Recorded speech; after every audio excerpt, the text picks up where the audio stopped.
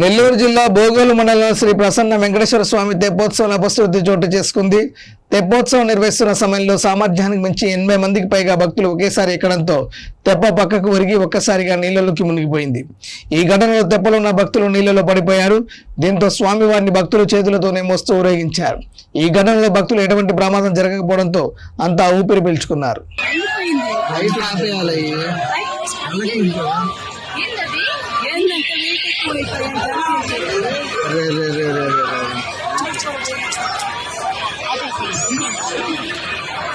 మునిగిపోయిందయా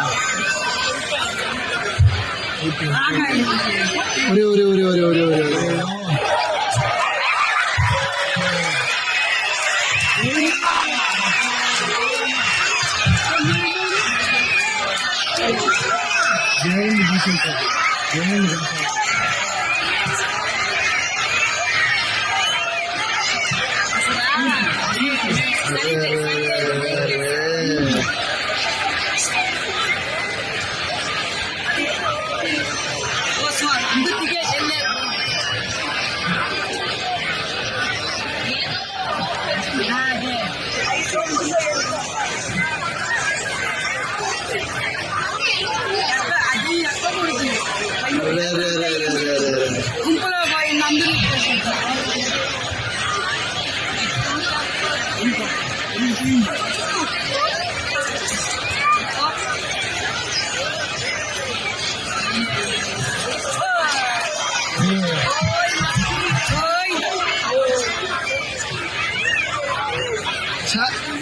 దిగేసినారు కదా అందరూ.